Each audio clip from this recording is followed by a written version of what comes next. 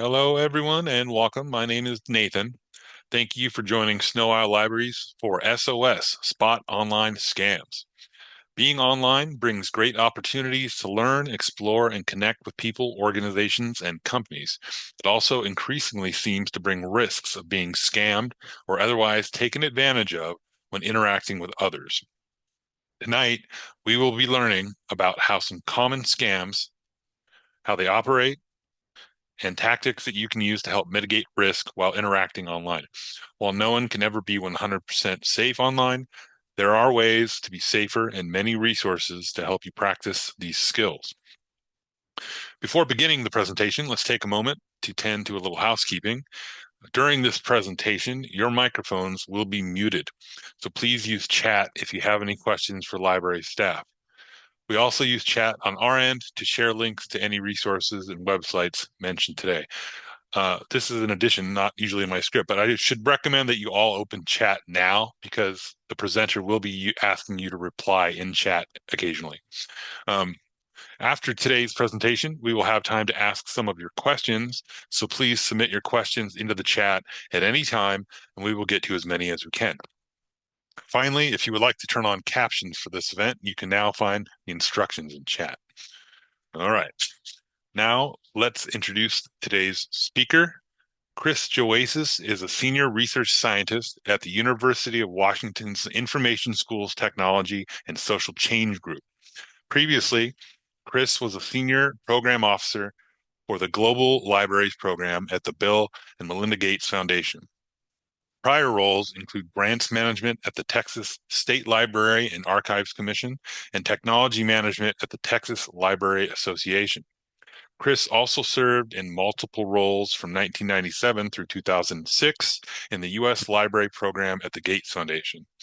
His research interests include how public libraries support cultivating, producing, and sustaining local knowledge, how public libraries participate in and leverage open data ecosystems for the benefit of their communities, and how communities can respond to mis- and disinformation effectively.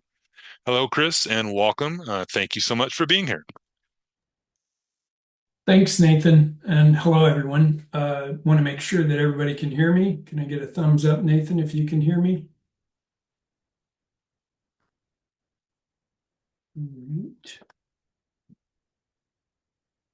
All right. I see some people raising your hands. All right, thank you. Well, I appreciate everyone taking the time to join tonight, and thanks also to the Snow Isle Library System for this opportunity to share some information. I wanted to, before we get too far into this session, is do a quick reminder about some of the other, oops, my screen, hold on one second here, there it goes.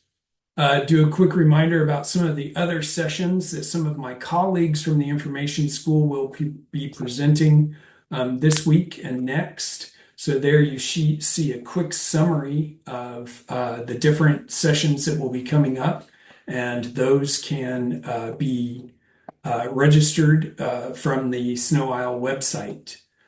So as Nathan mentioned, my name is Chris Joasis, and I'm a senior research scientist at the Information School at the University of Washington.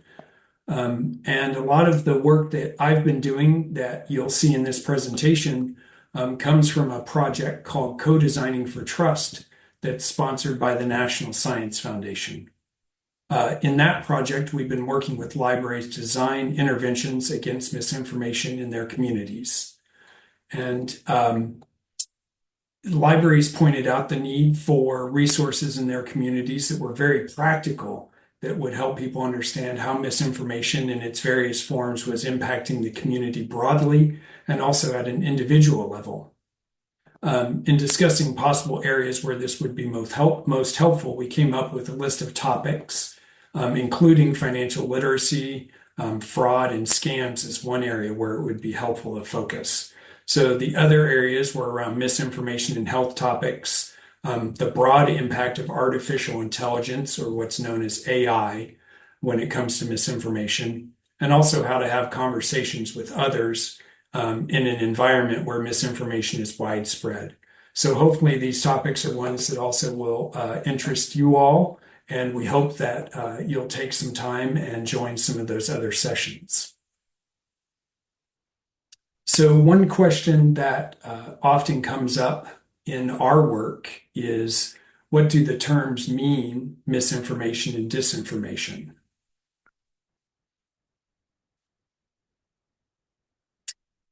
And I'm just waiting for my slides to advance. There they go. So misinformation, as you see on the screen, is information that's false, but not necessarily intentionally false. So think of it as a mistake. An example could be a friend who is trying to be helpful, and they share some information from a social media post that they saw, but it has incorrect information. Your friend certainly isn't trying to mislead you or give you bad information, but sometimes they still do by mistake. So we'll talk a little bit later about this and why it might happen. And as sort of a spoiler alert, it often has to do with emotions. So disinformation is different, especially when it comes to the intent or the motive behind spreading that information. So disinformation is false or misleading information that's deliberately shared for a reason, for example, for financial, political, or reputational gain, or to injure other parties. So when you think of it shorthand, you may think about that D and think about the deliberateness of it. So that's just a quick review of sort of some of the definitions there for those terms.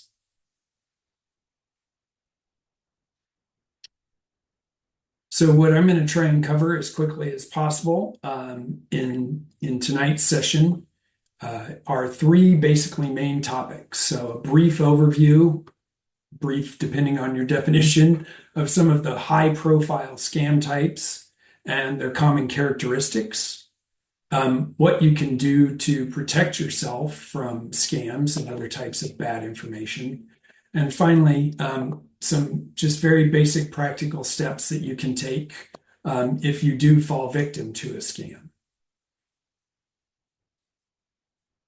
As Nathan mentioned, hopefully we'll have lots of questions or have time at the end for questions, but I'm also happy to stop and answer questions as we go through this session. I'll do my best to keep an eye on the chat and build in some time so that I make sure that I address those. One other thing before we get started here that I wanted to point out was the title of this session is Spot Online Scams. And depending on how you define online, there could be a lot of different ways that you define that. But scams are sort of all over the place nowadays. So they may start on your phone, they may start on your computer, social media, in an app. There's all sorts of different places. So I tried to take sort of a broad view when we're talking about online. And so that may be at the beginning of a scam, in the middle of it, or it could be afterwards when people are using information that they've gained, scammers have gained later on to do things like identity theft. So just keep that in mind that I've taken a pretty broad view of what that means when we're talking about the scams.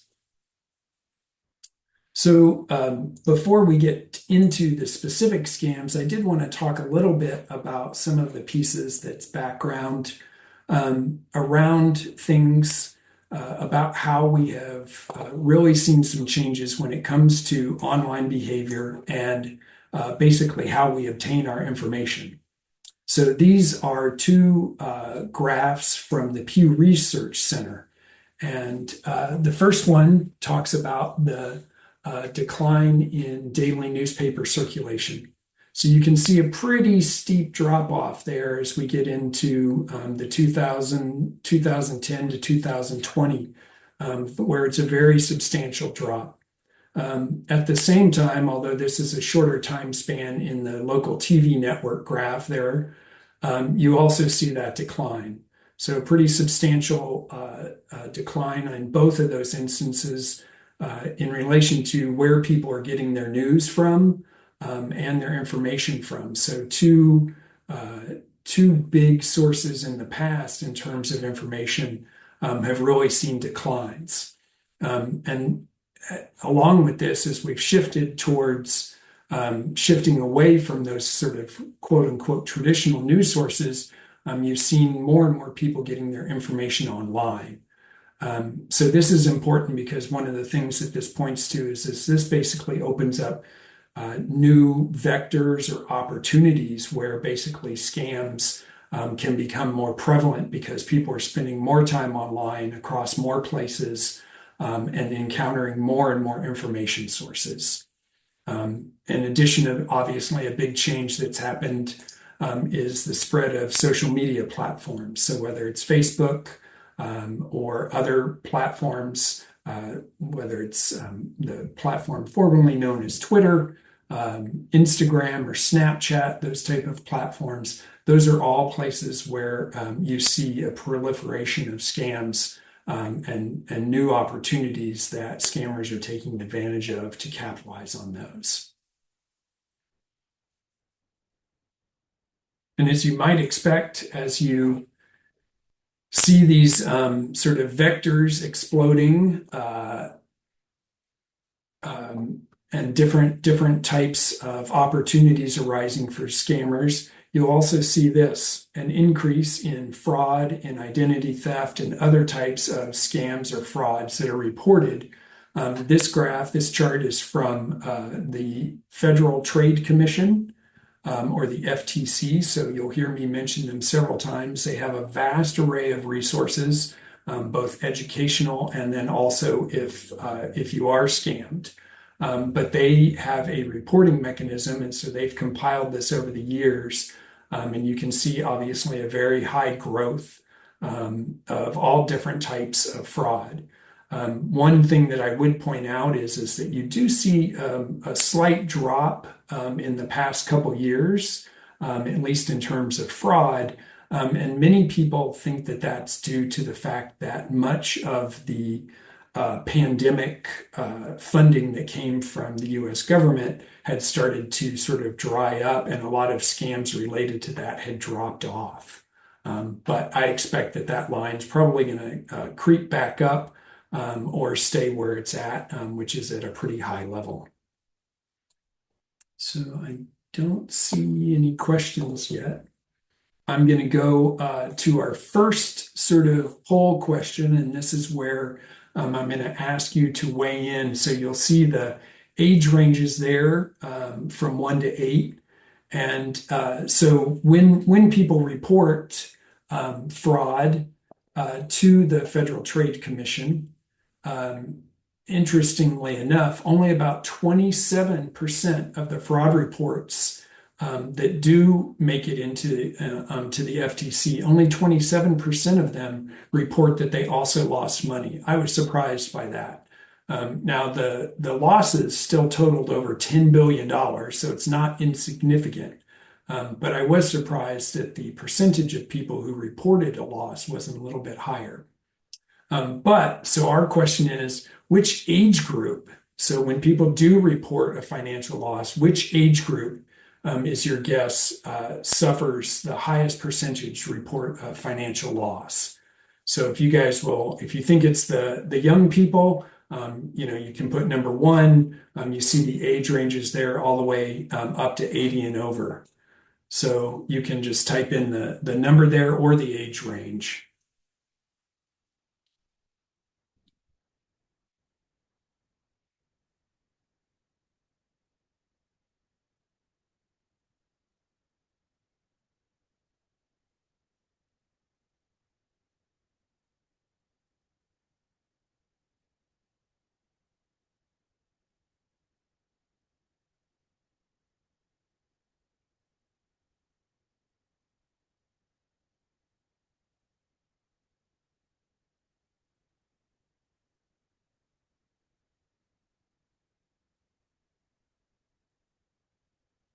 Looks like the boats are starting to slow down maybe a little bit.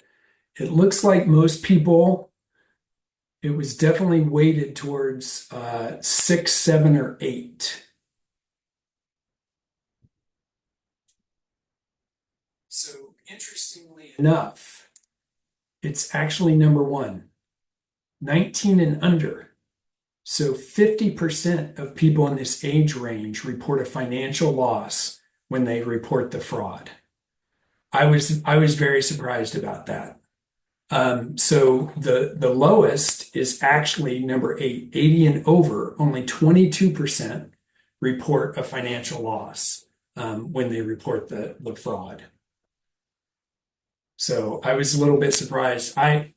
As a librarian and someone who's also interested in data, the FTC puts out an annual report, and there's a large number of different charts and different things. I actually had a very hard time choosing which ones to highlight because there's so many interesting things in the data. So I've got one more question. So again, among those who report incidences of fraud, which age group has the highest average financial loss? So again, thinking about, among those who do report a loss, who do you think has the highest?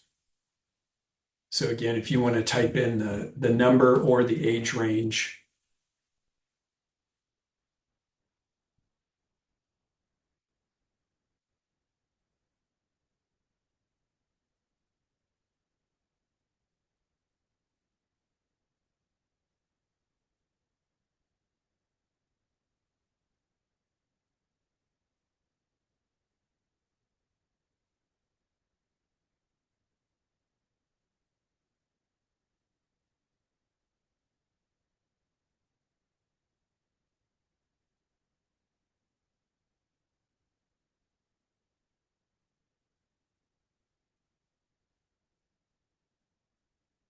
So what's the difference in the question?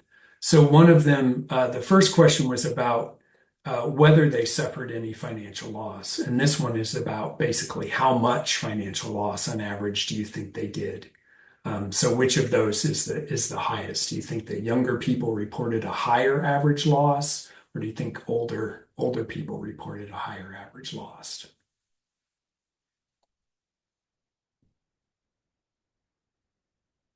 So I saw a lot of sixes. Scrolling back through here, a lot of sevens, fair number of eights, a lot of sixes. So interestingly enough, this one is number 8. It's 80 and over. And somebody had a question that I'll get to. So 80 and over report a median loss of $1,450, whereas 19 and under report only $200. So when there is a loss reported, it's much, much higher for the older age range than otherwise. So someone asked, just to clarify, is reporting the same as being victims of? And that is one thing that I would point out. These are only the reports that come into a specific Federal Trade Commission website that's called the Consumer Sentinel Network. So this is basically anybody who reports that to the Federal Trade Commission, it goes into those statistics. I looked and I could not find it. I heard a speaker from the Washington Attorney General's office say that they know that fraud is underreported. They're not sure to what degree, but they definitely know. A lot of people, obviously, it's sort of embarrassing. It can be embarrassing to admit that you have been scammed. And so a lot of people don't report it. They don't know what that, percentage is, but definitely there are more victims of scam and fraud than what you're seeing here. So definitely that's a good question, and keep that in mind when you're thinking about the statistics. So thanks for answering those. So this is another chart from the Federal Trade Commission. Again, I like their data. And one of the things that it talks a little bit, this is actually from a news story about who experiences scams. And I think one of the other important things to keep in mind is that it's not really limited to one particular age range. I think there's this idea that really it's older people who end up getting scammed. But as you can see, it's really across those age ranges. But there are certain areas where that certain age ranges are more likely to be targeted for certain things and also for certain topics, for example. But also, there are certain methods that are more prevalent among certain age ranges. So, for example, young people generally get the sort of the vector that they get scammed the most through is social media. So, which I don't think is necessarily surprising, but that's a very different thing from older adults. So there's a lot of variances where, how people get exposed to these different scam methodologies. And the one thing that I'd say from this is that you see that sort of regardless of your age range or what you're doing online, whether you're into business, whether you're doing other things, there's sort of, in a sense, there's a scam for everybody. Scammers don't like to leave any possible opportunity for scamming, not turned over. Um,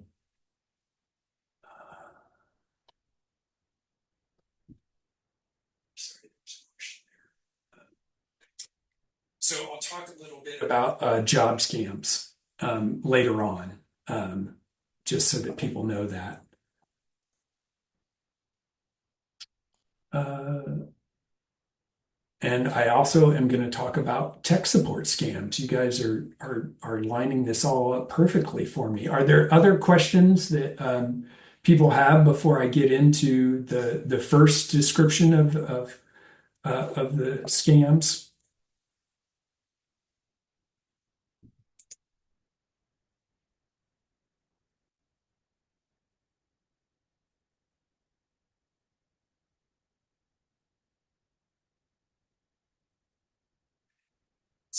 Chat. So I'm going to go ahead and go into this first one. So this may be a term that you've heard of. I think of phishing is how it's pronounced, phishing. I think of phishing as sort of scam 101.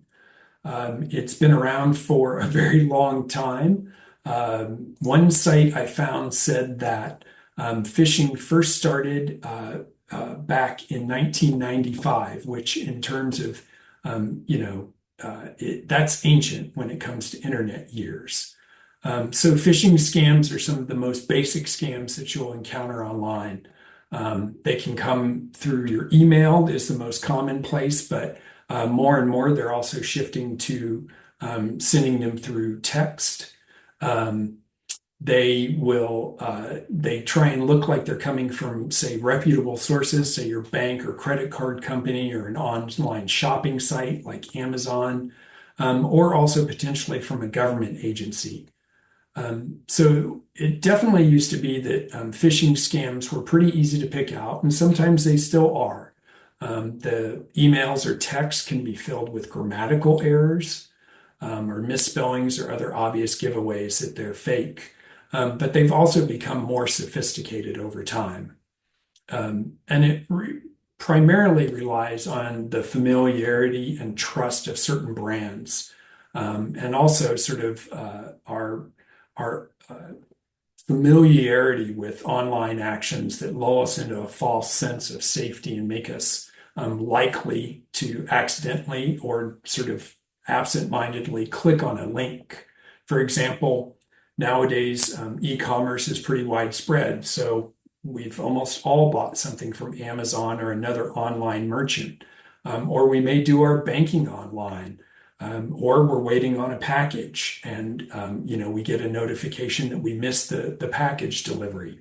All of these things are regular occurrences for many of us.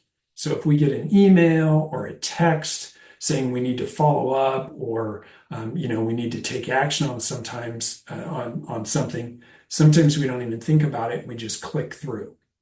And this is worthwhile to the scammers to do because phishing is really sort of functions on a volume scale in its most basic form. So because of it's cheap and it's easy and fast to send out millions of emails or even texts. So even if you only get 1 out of 100 people that click on a link or visit a scam website or download an infected file, then when you're doing this on the scale of millions or more of emails, it's worthwhile. So you have some basic defenses against phishing scams. I think the biggest one, and you'll hear me say this again and again, is basically take your time. And I know that's hard to do. You get a lot of emails or you get a lot of texts, those type of things.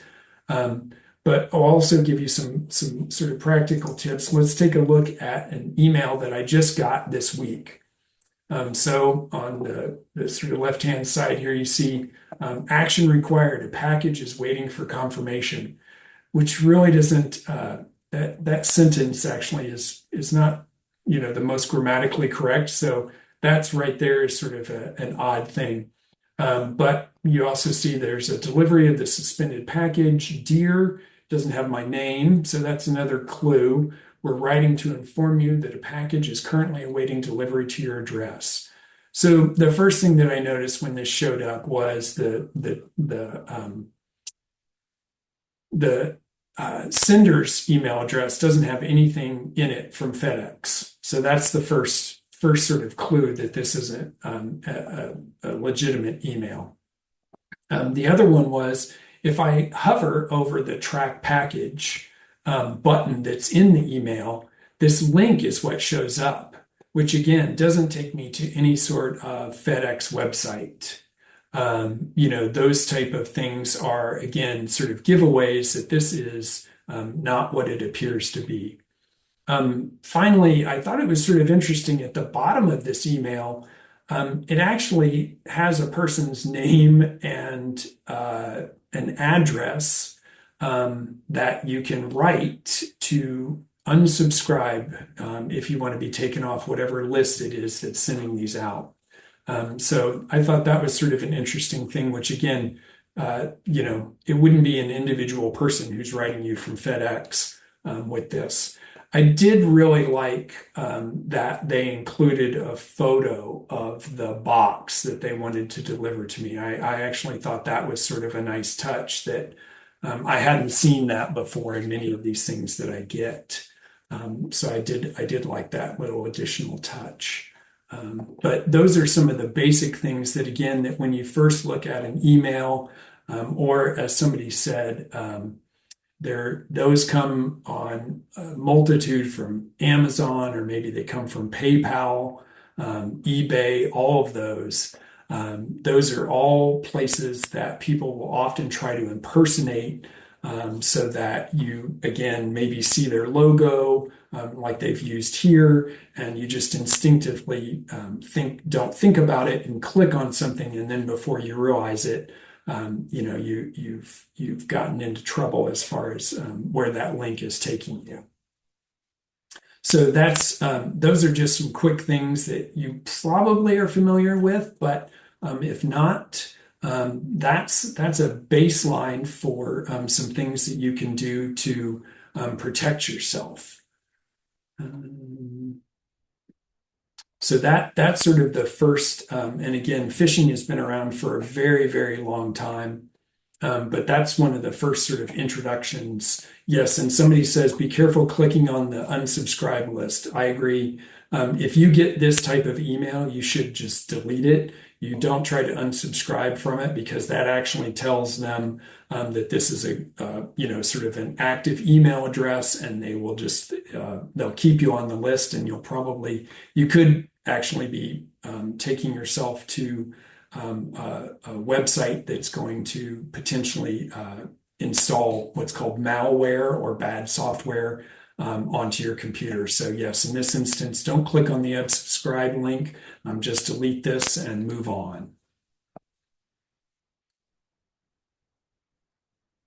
What are we doing? Oh gosh.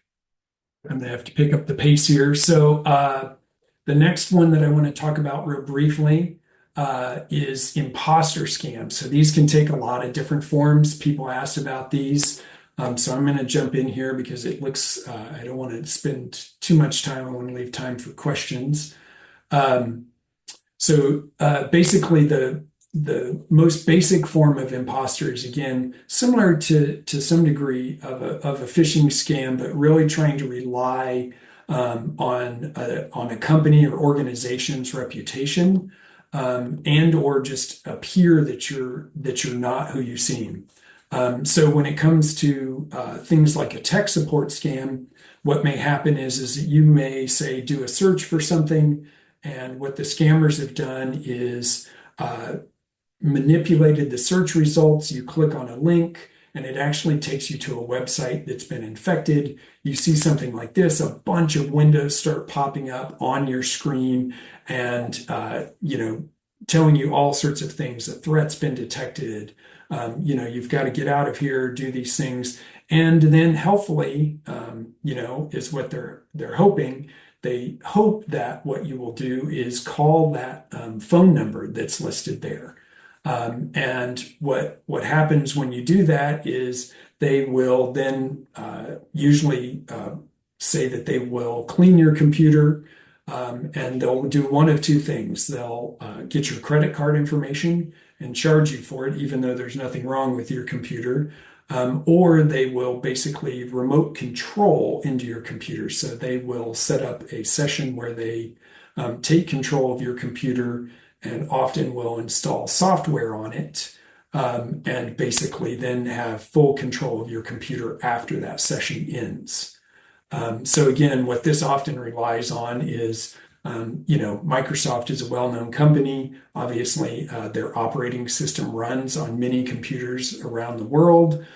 So if Microsoft says something's wrong, that seems like it probably makes sense, and you might want to call that number. So that's something where, again, if this shows up on your computer, there's so many different variations of this. It's hard to give 100% specific advice, but what most people recommend you do is basically disconnect your computer from the internet, which you can do by either if you are, have a wired connection, you can unplug that, or turn off your Wi-Fi. And then basically try to close out of your browser, shut down your computer, and then log back on and start running any type of security software that you have, so antivirus or anti-malware, to make sure that your computer hasn't been infected. But again, there's lots of different variations of this. If for some reason you did, end up calling and getting into a remote support session with the scammers, what I would do at that point is basically then you need to go more fully into sort of active mode where you're changing your account passwords, you're contacting your bank and credit card companies, and I'd also place a fraud alert at the credit bureaus to keep an eye on it. And this is also an instance where it would be useful for you to report that to the FTC. So this is probably one of the more prevalent scams that you'll see as this type of thing is the tech support scam. And so someone asked, why can't you just turn off the computer? You can do that. Again, and some of the recommendations that I will make here, that may be your best course of action. From some of the reading that I did, some people said, depending on the type of website that this pops up on, you may have already been infected with malware. So turning it off, if you turn it off without disconnecting from the internet and then turn it back on, you may already have been infected. And so it just sort of depends, but definitely, if you can't close out, don't click on any of these windows if they pop up, those type of things. But definitely move on to trying to basically make sure that your computer is clean after that. And if it's not, you'll have to take more sort of active uh, actions in terms of making sure that your information hasn't been compromised. So again, what you should do if you see something like this, what I would recommend is disconnecting from the internet and then shutting down your computer and then booting it back up and starting to do things like run an anti-malware or an antivirus scan, a security scan, to make sure that there's not anything that's been installed on your computer.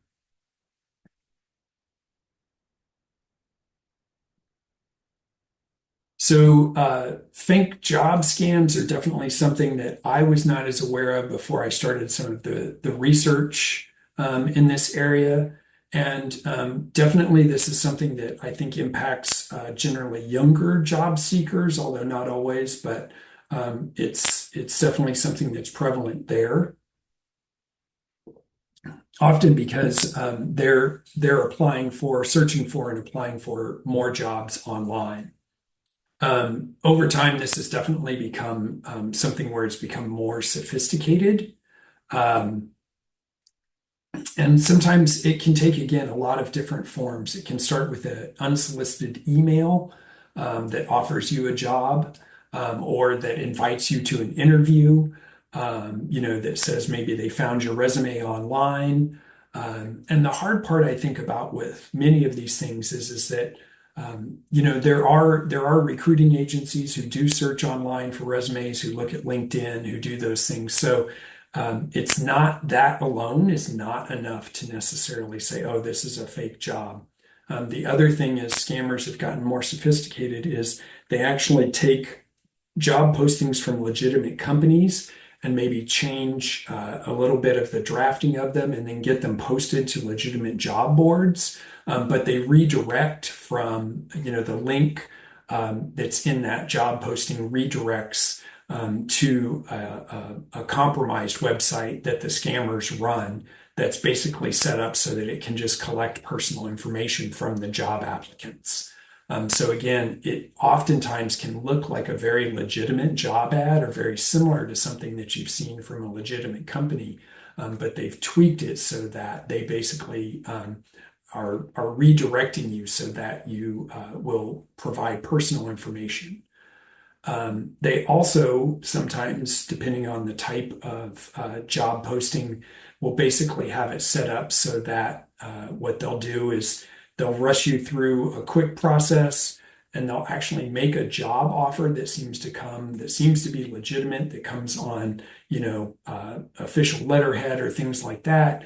But then suddenly they'll say, but you're missing a certification, or before you can start the job, you need certain equipment that you have to buy, and you'll get reimbursed for this, but you have to put this money up front.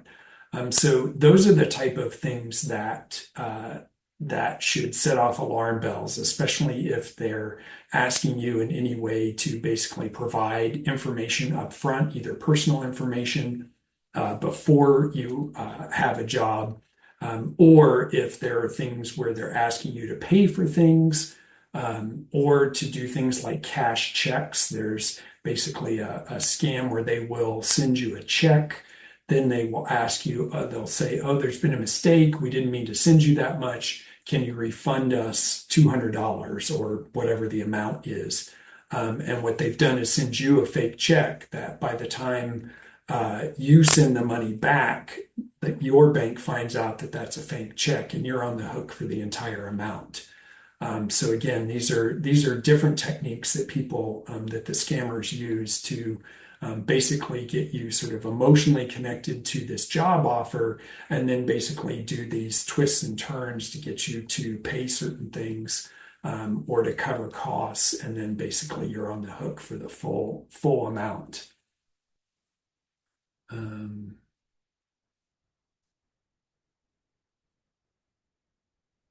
Sorry, I was reading the chat here.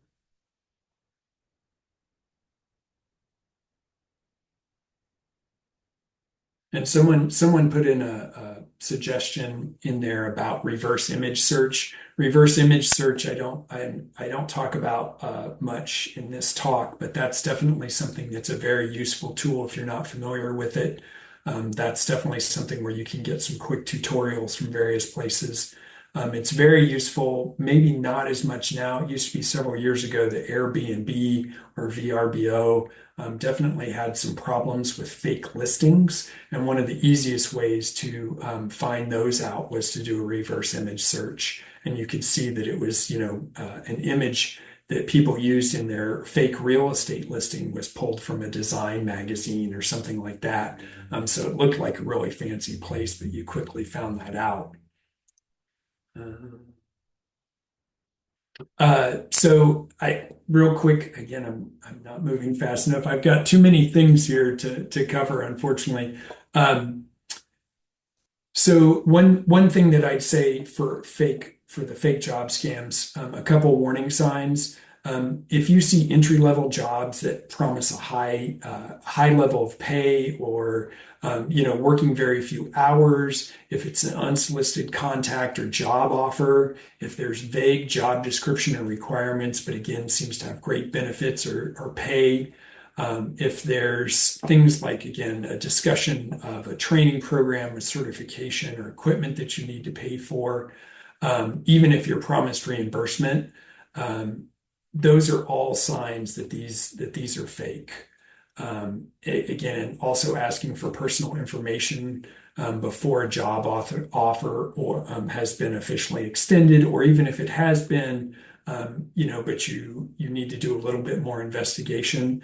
Those are things that should set off some warning bells for you if you're looking at that.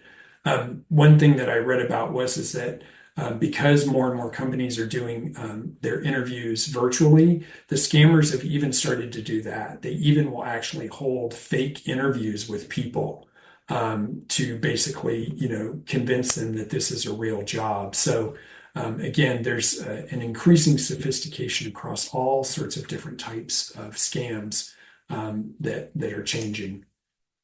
So the next one that I was going to talk about is the grandparent scam. And so this is a screen capture from the testimony of this man, Gary Schildhorn, who is an attorney in Pennsylvania, and who almost fell victim to what's called a grandparent scam. In this instance, he's actually the parent of the person. But what happens is that you will often get a phone call from a panicked, often child, saying that they have been in a horrible accident, and in addition to that, they've injured someone and they are now under arrest. And depending on the variation of the scam, what they will do is either immediately pass the phone to someone who they say is the public defender, or they say you're going to get a phone call in a few minutes from someone. That person will then basically move towards asking you to supply payment for the bail. Usually, what they will ask for is cash. In fact, in some scams, they actually will send a courier to come and pick up the cash from you. Other examples have you take the cash and drop it at a special kiosk that the scammers have set up. Or they will ask you to basically make a deposit in a cryptocurrency ATM. So basically, they're trying to do whatever they can, an unconventional method of payment that's not traceable and is unrecoverable. So that's in this instance, it just so happened that that his son called in the middle of sort of assembling the payment. His son actually happened to call, and that was the only thing that stopped him. Now, you may wonder, why is it, how could he fall for that? In this instance, what is becoming more prevalent in these types of scams is that the scammers will go online, find social media posts, especially videos or other things that have audio in them. They will take that and use the artificial intelligence tools to basically mimic the voice and then place the phone call and use those voice snippets that they're able to contextualize into this emergency. So he was convinced because it was his son's voice that had been basically copied from online sources and then recompiled and used by the scammers in this instance. So um, one of the most basic ways that you can use to counter this type of scam is to come up with a safety word among your family. And do this among both with the grandparents and other folks, so that when you get one of these calls, if something's going on, you have a code word or a safety word that you can use to basically identify whether it's really the caller or not. And that's one of the most effective ways that you can use to counter these type of scams. The other thing, and I know it sounds obvious, is basically trying to reach out directly to the person who has placed the call. Although, again, scammers try their best to not give you that opportunity by basically placing the call from the lawyer or passing the phone over to the lawyer so that you don't have a chance to basically do the simple thing of reaching out to the person who's supposedly in the emergency. So I know that was a quick explanation. I'm trying to move as quickly as possible because I've got one more sort of what I call a graduate level scam that has a very memorable name out of all of them that they're now calling hog or pig butchering scams, which basically refers because the process of the scam is likened to fattening an animal before their eventual slaughter. So this one's a little bit different, where it's not sort of a one-time interaction, which many of those other scams are based on. Instead, what this happens is over time, the scammers try to build up a relationship so that they basically can scam more money. So these are things that may take more time in terms of the scammer's effort, but the payoff is often much larger. The average amounts that people lose to these type of scams are often very, very high, in the tens of thousands, or in some instances, hundreds of thousands of dollars from a single person. So oftentimes what happens, these often start with an unsolicited contact from someone online, and sometimes takes a romantic turn, sometimes not. These scams use an increasingly sophisticated method to implement them. Often it starts out with someone creating a fake persona online that they then use to message others. So whether you're on Facebook or Instagram, or also on messaging apps like WhatsApp, these are becoming more and more prevalent. So often the personas that they create online show a very high-end lifestyle, and those are used to build trust and also sort of, provide attractiveness in terms of the target of the scam.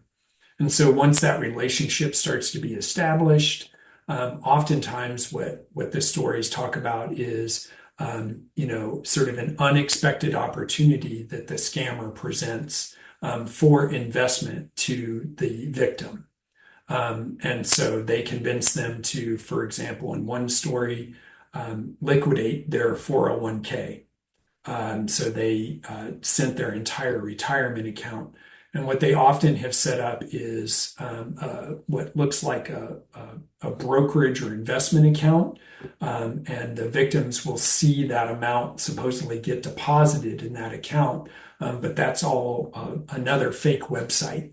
And so they continue to build trust over time. And they may do things, even in some of these instances, they actually allow the victim to get small amounts of money out, which then convinces them that they have access to the money, and then convinces them to make even more deposits. So again, over a long-term period, you'll see reports of, again, tens of thousands or hundreds of thousands of dollars that people have lost to this.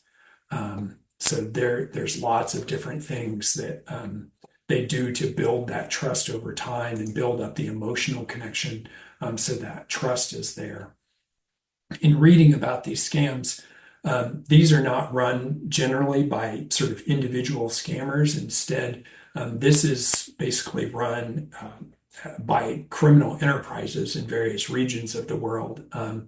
And they turn to increasingly sophisticated technologies using artificial intelligence really to build out the efficiencies in operating these scams so that they have a single person who can be running, tens to hundreds of these scams at a single time because of these tools. For one example that they talked about was is that they now have something that allows the scammers to actually conduct video calls that from the fake images that they've created allows them to do what they call real-time face swapping. So someone will do a video call to the victim, and it will look like the person that they think they've been interacting with online. And then they're able to basically do that multiple times through this technology that basically swaps out the faces on the video calls. On top of all of that, the criminal enterprises have actually set up compounds where they have scammed people through fake job listings and then keep them basically through enforced labor to actually conduct the scams. So I wasn't really able to come up with ways to think about, I didn't find many things about how you can counteract these scams besides just basically, checking in with people who you trust to, make sure that this seems legitimate. Because again, often what happens is that the scammers have built this emotional connection, and so sometimes your logical thinking has a little bit gone out the window. But this is definitely the most advanced scam, both in terms of the length of time and the involvement, and then also the technologies that are being used. So that's a quick sort of review of some of the sort of most prevalent types of scams. Again, there's an awful lot of them, so I just tried to hit some highlights on any of those. I'm going to take a quick 30 seconds here or something and see if some folks have any questions or anything that I could cover back again.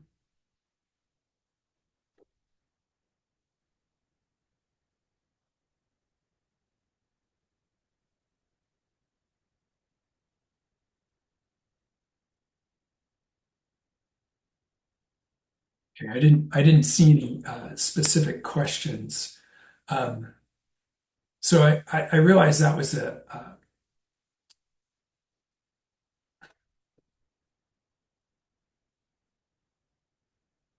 how to disconnect again. I'm not sure.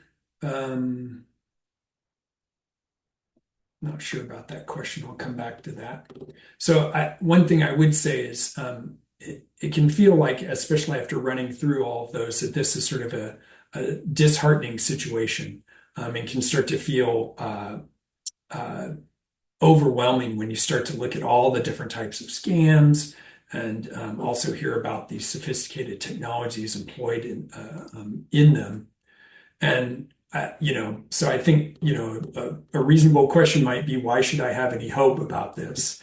And I think you probably know my answer already, but you do have a chance. And I think the nice, to some degree, the great thing about it is it doesn't mean you have to learn a whole new set of technical skills or become a computer expert, and even better, not ever go online again.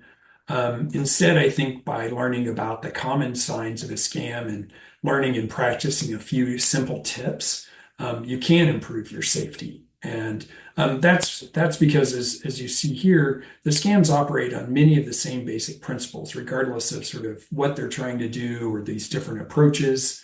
And so those same simple tips that we'll talk about just briefly, can provide sort of protection across those different things and can also help you in other areas of sort of your online experience.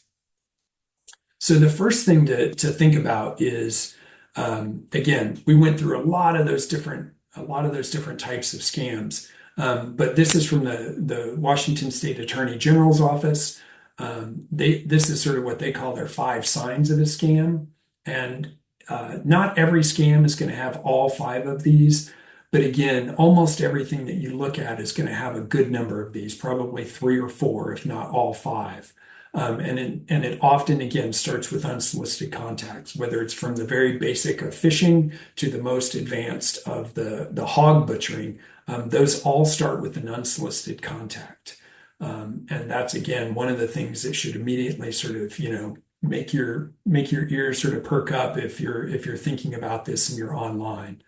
The other thing that you'll see again and again across all of these things is that they want immediate action. So whether that's the grandparent scam and you get this call and you need to immediately supply $5,000 or $10,000 for this bail, whether it's something where, oh, this is an investment opportunity that's going to disappear in the next 24 hours or the next 2 hours. There's always something that's going to try to push you to act quickly so that you don't have time to think through or maybe take a step back. The other thing, especially with the rise of cryptocurrency and other online payment apps that you're seeing, is definitely a rise and an ask for unconventional payments. You see more and more of these things starting to do things, even on a small scale. One of the other pieces that many of these scams will talk about is that the scammers will ask you to buy gift cards and then send those to them. Because again, they're untraceable. Once you spend the cash on them, there's no way for you to get a refund. In almost all cases, you're pretty much out. So again, that's one of those pieces. This fourth one about personal information, that's the only area where I would say that from the things that I've read, that the scams to some degree are starting to move away from. Mostly because there have been so many data breaches and there's so much personal information that's often out there already, that the scammers may not be as focused on that as they are on payment. You should still be very wary of anybody who starts out with immediately requesting personal information from you. But in many instances, what people are pointing to is that much of that information is out there. But again, it's something to factor in. And finally, this last one, scammers love to get you on an island. That's really what they want to do. They want to basically make sure that you don't have any sounding boards, that nobody else can say, hey, wait a second, let's slow down and think this through. And so oftentimes they may point to that it's not safe for you to tell anybody else about this, or that it's such a great opportunity that they only want to share it with you and not with other people. So again, that's another sign that you really should be aware of. And as you're thinking about your online environment, keeping these things and learning those signs, I think is a very useful piece as you start to evaluate those things. So the other piece to think about is about why scams work. And so many of these scams, again, and I've talked about it a little bit, they really draw upon emotions.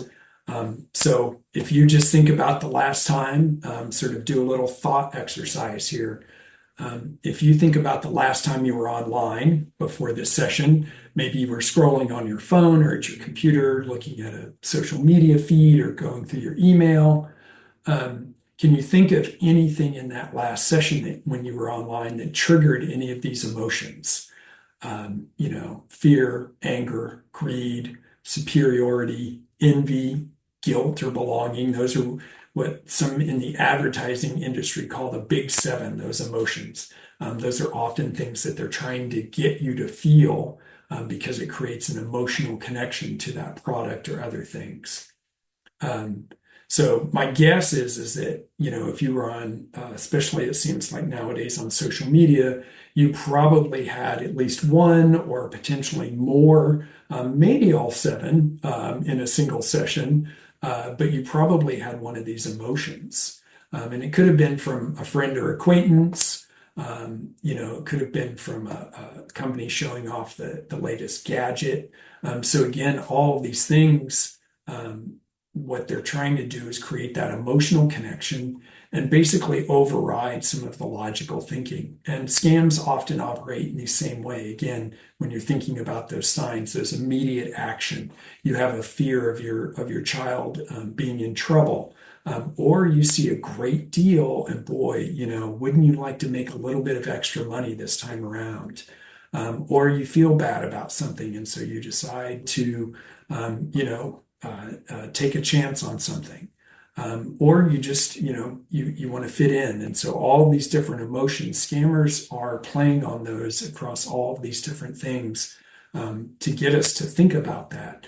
These emotions also factor into other areas, whether it's, again, some of these things we've talked about, misinformation or disinformation. You'll see these same things when it comes to areas outside of scams.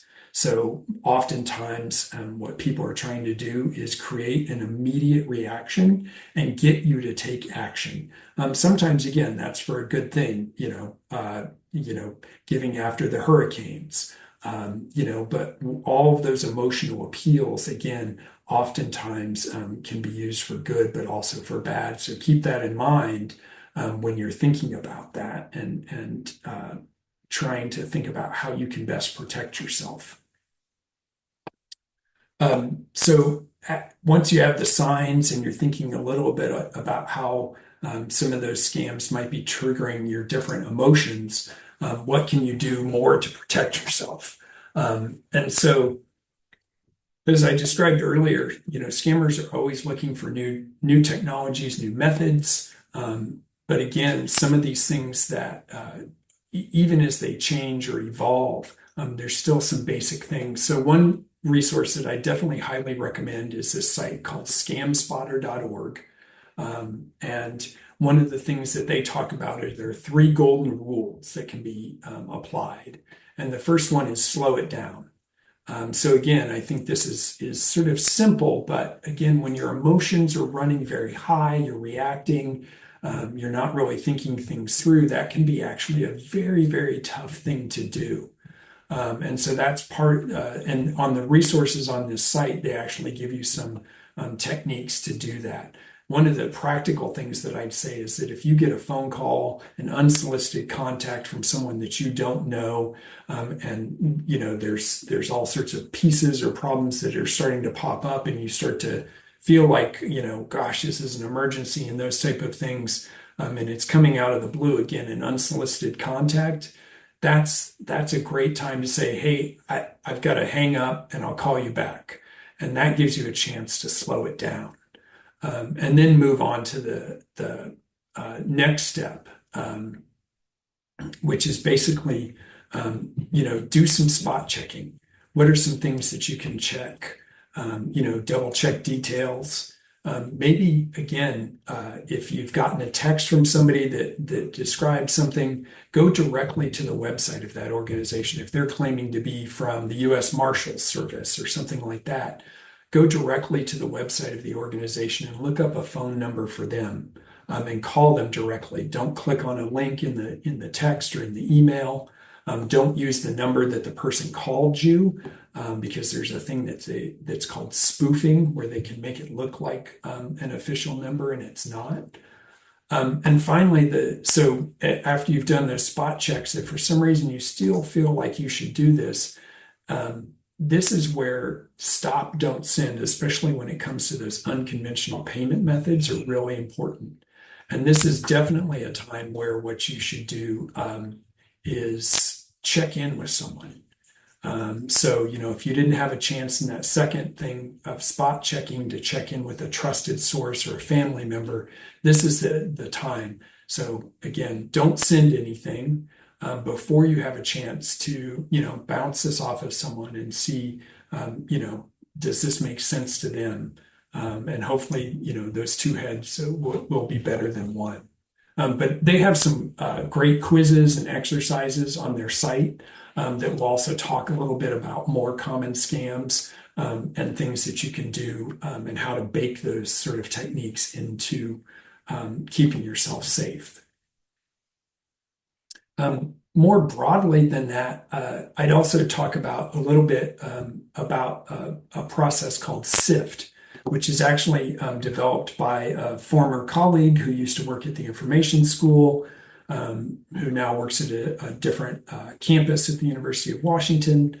So SIFT is basically a process that you can apply really through all of your type of online things, not just scams, but really as you're thinking about becoming more literate online and how you handle the different media types and information. And so I'm running out of time, so I would definitely recommend that you visit this site that I have the URL there. But again, similar to the scam techniques, the first thing that this thing asks you to do, this process, is basically asks you to stop. And I think, again, so much online experience is often built around generating emotion and reactions and, potentially anger or these other things. It's often very hard to take that first step. But stopping really allows you to then do these other pieces where you're able to think about and investigate the source of that information and think about what does that really mean? Who is the person who's providing this information? What could be their potential viewpoint on this? Those type of things. And then find better coverage, which again, this is something sort of thinking about it is often called lateral reading. So you want to find out information, maybe not exactly about the person, but about the claim, and see is it generally supported. And then tracing claims is really about thinking through and understanding the full context of whatever it is of that claim that's been made. But that's a very good source for you to really utilize those techniques. And someone's asking if I can drop, I don't know if I can put this link directly from here. Let me see if I can. I'll figure out how to do that. And so we're almost done, and I appreciate everyone's patience. So one of the questions that comes up is, so what if through all of this you end up getting scammed? What should you do? So the first thing that I'd recommend is that you report it to local law enforcement. And depending on a lot of different factors, they may or may not be able to help you. But I definitely would start there. I would also start with reporting it to the Washington State Attorney General's office, because in this instance, they may be familiar with more localized resources that they can point you to, or assistance that they can provide. And they do a lot of consumer information and consumer fraud work in the Washington State Attorney General's office. So I would definitely use them as a resource.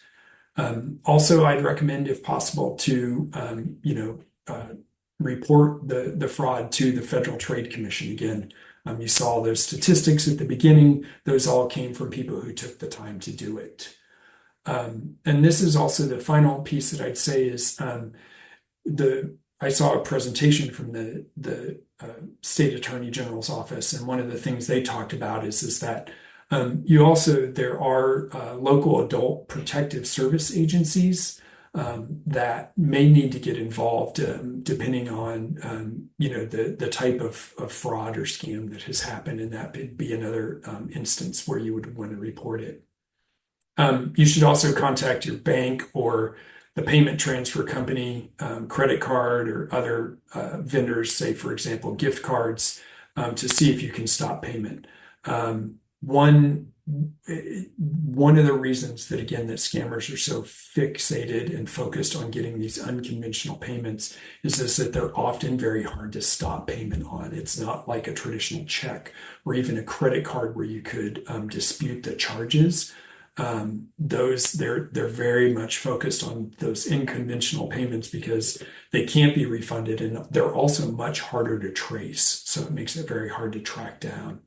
I'd also recommend setting up a credit reporting alert, or someone earlier in the chat said that they just basically place a freeze on all of their credit reports, so that if anybody tries to apply for credit with your personal information, you get notified. So that does create a little bit of problems if you are planning on applying for a loan and things like that. But it's definitely something where it provides an additional layer of security. The other thing I'd recommend is a very practical type of thing is that on almost all of your accounts, like banking, or e-commerce or other types of accounts, almost all of them now provide what they call two-factor, or sometimes what they call multi-factor authentication. And so what this often looks like is there's either an app, usually on your phone, or they will text you with a specific code. So after you enter your password, it will then contact you, and you have to then enter that additional code to get into the website. That's another layer of security that I definitely recommend if at all possible. So those are just some basic steps that I'd recommend for you. The other places is, again, the Federal Trade Commission has a whole list of things that you can do, other resources. I would definitely go to that website if you are, whether you've fallen victim to a scam or not. They've got lots of great educational resources on their site that I'd also recommend for that. So that's sort of the end of my presentation. I will hang out and see if there's any questions, see if there's other things that I can try and answer. I hope that was helpful for folks. That was helpful, Chris. Thanks a lot. This is Nathan. So there's a lot of information to process and think about. You did a pretty good job of staying on top of the questions in chat. So I'll see if there's a couple others that might still need to be asked. I just want to point something out. Chris made a really good point of not responding to those emails that might have an option to unsubscribe, just delete them was Chris's advice. But I want to just make a recommendation, because at the libraries, we've experienced this kind of problem again and again. So my recommendation is to go a step further and to use the automatic message filtering that you get with your email. That will train the email spam detection algorithm to catch it. And also, you'll just never see them. In my case, it went from getting like dozens a month in my spam folder to getting maybe 2 or 3 a month. So I recommend learning how to do message filtering. Okay, so let's see if there's a question. So Eleanor would like you to just do a quick recap, Chris, of the process, I think, is what she wants to follow when you get those pop-up messages, like about the tech support issue. Like, what are we going to do first and second to like go through resolving that issue? What did we do? She wants to recap. Yeah, and I would preface everything by saying, when you read about this, there's a lot of different varieties of those tech support scams. So I'm really trying to distill a lot of different recommendations into sort of one size fits all. But generally, what most people recommended is, again, that you disconnect that computer from the internet. That's sort of hopefully what that will do is, if there's any ongoing stuff that's happening on your computer, hopefully that will cut the connection. So again, you may do that if you have a wired connection, which is, I think, rarer these days. You can just unplug the network cable from the back of your computer or from your laptop, or you basically turn off your Wi-Fi. And then you have a couple options after that. Basically, if you're able to, if you still sort of have full control of your computer, shutting things down manually, closing applications, and then shutting things down, rebooting, and then starting to run the security software, which most people have, which will usually be some type of combination of antivirus and anti-malware that will search for software that's potentially has been installed on your computer. That's what I'd recommend. If you've gone further and they've done a remote control session, At that point, you're probably facing some bigger problems. But again, I'd recommend keeping your computer disconnected from the internet until you're able to run those scans, and see potentially if they are able to identify what's been done to your computer or not. Okay, so I'm looking back at a question we didn't definitely get an answer to. There's a question from John. So he's wondering about if you're getting caller ID spoofing, if somebody's spoofing like an official number, what's the best course of action in that case? So do you want to just hang up and then call the customer service directly with the correct known number, or what do you recommend there, Chris? Yeah, so spoofing, basically there's software that, for example, I just came across an example of someone on Twitter that reported that they had gotten a call from the U.S. Marshal's office in Portland, Oregon. And, when they look at their phone, across the top, it says U.S. Marshal's office, which, at least for me, it would make me take notice. But it turns out that that's spoofing, which basically makes it look like whatever number they're calling from looks like the U.S. Marshal's office. So if you go into your phone and you say, hey, call those people back by just clicking on that number, you're not actually, it will be redirected to the scammer's number. So again, what you want to do is exactly like you said. You, in that instance, would want to go to the U.S. Marshals website, look up the actual number on their website for the Portland office, and give them a call directly by dialing it directly from your phone, not using any of the links or previous numbers that came in, and then talk with someone there. Okay, great. So let's end with this question here, just because some people might not have been familiar with it and maybe it just went by too quickly. Can you summarize, Chris, what a reverse image search is? Because they might not have caught like Oh, the term and then yes. understood what it is to perform a reverse Um, image search and where you do that. Yeah, so there's a couple different services. I think probably the most well-known one is that Google has a reverse image search. And so oftentimes what you can do is uh, right click on an image and copy the link to it, and then put that into the reverse image search on Google. Somebody else mentioned the other one that I'm familiar with, TinEye. That's another one. And I sometimes use a couple of them because you will get different results. And it never hurts to have multiple sources when you're trying to sort of confirm things.